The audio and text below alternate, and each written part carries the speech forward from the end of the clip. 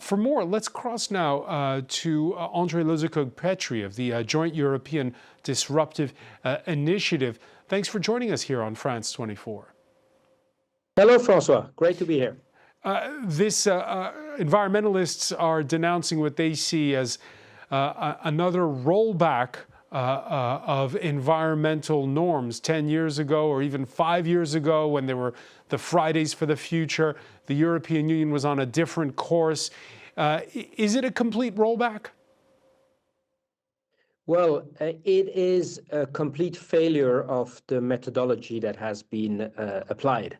Instead of setting a societal goal, which remains extremely relevant. I mean, we all saw in Paris the Eiffel Tower painted in green, illuminated in green, because we were celebrating 10 years of the Paris Accord. The methodology was wrong from the beginning. We gave a technical objective. So we talked about thermal engines and ban and electric engines, instead of setting a goal, which is to reduce massively the emissions. So instead of leaving creativity, engineers, innovation at play, we basically, from offices out of bureaucrats in member states, not just in Brussels, but also in member states' capital, we kind of try to micromanage how innovation would go. And of course, today, we realize that we didn't achieve this transition. We let a whole industry die, or at least be in dire straits. Look at the German or the French automotive industry. We let a Chinese industry blossom, the electric engine, and we basically need to bite the bullet and roll back on our environmental goals. I mean, it's a total disaster. Is it a 180-degree turn? Well, it is just a pragmatic realization that we won't be there in 2035 as was achieved. So basically now we go from 100 to 90%, but there's this famous 80-20 rule, or 90-10 rule in this case, where basically the 10 last percent where you want to remove is often the most difficult to achieve. So it's not a 180-degree turn in the values. I mean, we still have the objective of decarbonation, but it's just much more pragmatic according to reality, and not just through some theoretical paperwork or dossiers done within offices. And it's terrible because it gives the impression to our citizens that, number one, we don't stick to our course, and secondly, we are not achieving impact on the ground. So I hope Europe will learn out of this. The manufacturers had lobbied hard for this, saying that it's impossible to compete with China. Now, there were outliers. For instance, Volvo, which has the Chinese EV maker Geely has a minority stake in Volvo. They were saying if you delay this move any further, you're going to make yourself even less competitive. Well, if I'm not mistaken, I think Geely is the majority shareholder of Volvo Cars. But that being said, indeed, the risk is that we always, if we don't set a goal that is hard but achievable, and obviously the 2035 100% ban is today clearly seen as unachievable, the risk is that you run after the others. And right now we will end up in running after the Chinese EV industry that had 10, 15 years to prepare itself for the current transition. The worst would be what you sometimes hear from some automotive manufacturers, especially the Germans, who say, let's go back to the thermal engine, because that's, number one, not the direction of history. That will not, we hear about this word about very efficient thermal engines. Let us give our viewers the clear view is that electric engines are 90 to 95% efficient, if not more. So they entirely convert energy into mobility. Thermal engine can be, at best, when it's one of the most efficient thermal engine, 50%, 55% maximum. So it's not a sense of history. What we need is to be able to have an automobile industry that is at the at the best of the current technology. So let's keep the course of decarbonation. Let's be a little bit more flexible and let's not be ideological. 100% is typically an ideological position.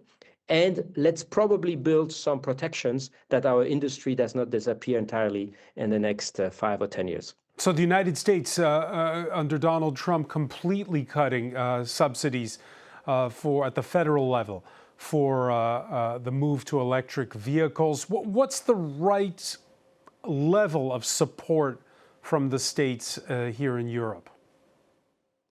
Well, I think the states should set societal goals. That means developing batteries which are 2 times, 5 times, 10 times more efficient than the current ones. It should avoid micromanaging the technology.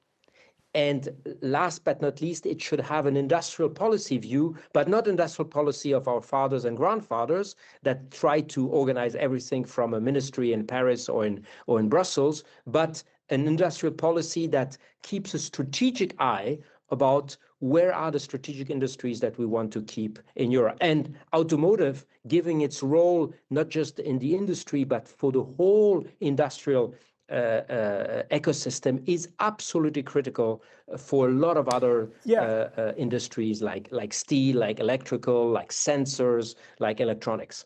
Yeah, there was this proposal put forth by the French to offer credits or some kind of subsidy for manufacturers who make 90% of their vehicles or 90% of the components inside a vehicle here inside of the European Union. The Germans said, don't do that because that'll just provoke another trade war with China and the United States. Any news on where that idea is going? You know, being part German, I try to be as objective as possible. I think our German friends need to stop being worried about, if in a negotiation you start by being worried about the other person's reaction, you have already lost. That's exactly what we saw in Scotland when Ms. von der Leyen basically caved in front of the American president. So we had this very bad deal, to take a very famous words, of 15% trade tariffs against zero from our side. So I think it's the same thing. I mean, we need to be a little bit more self-confident.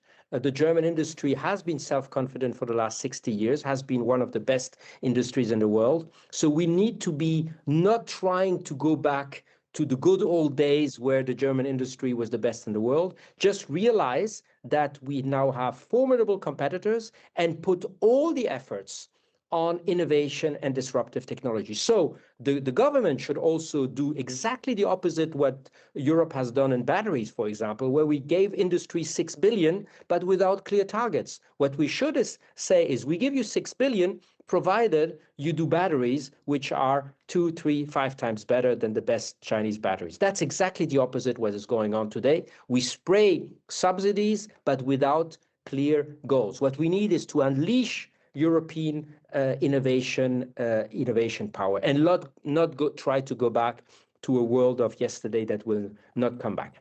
André Loesekrug-Petri, very briefly, last week, Ford announced that it was going to tie up with French carmaker Renault, a factory in northern France to make electric vehicles. Ford, which in the United States has just announced it's discontinuing some of its EV models. What does that tell you? Well, it tells you that automakers, I mean, I have no relationship with Ford, like Ford understand that the future is electric.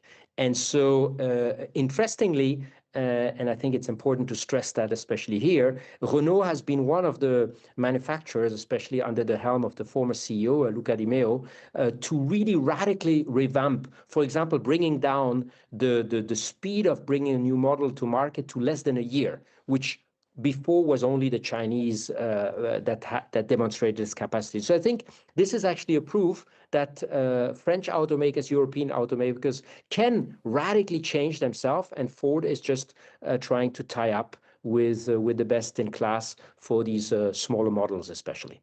André Loesekrug-Petri, many thanks for joining us here on France 24.